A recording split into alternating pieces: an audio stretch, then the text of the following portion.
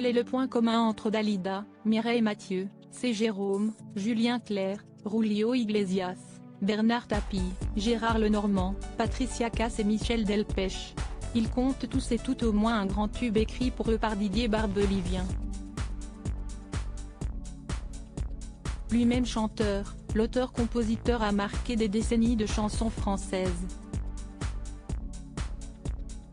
Ses nombreux succès lui ont rapporté beaucoup, mais ils n'ont jamais poussé Didier Barbelivien à courir après l'argent.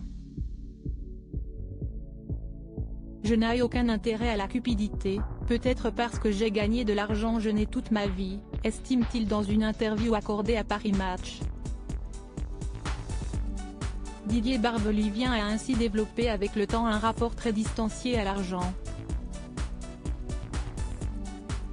Au point de n'avoir aucune idée de ce qu'il possède.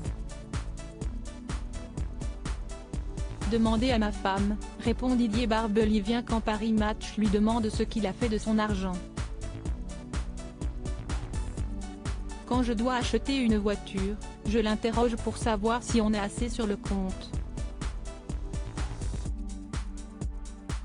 Didier Barbelivien détrôné par Jean-Jacques Goldman dans cet entretien. Didier Barbelivien poursuit en expliquant qu'il n'a pas investi dans des entreprises ou de projets, comme l'ont fait certains de ses confrères.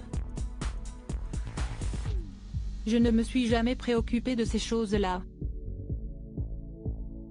Je n'ai jamais signé de contrat au long cours, juste au coup par coup, confie-t-il.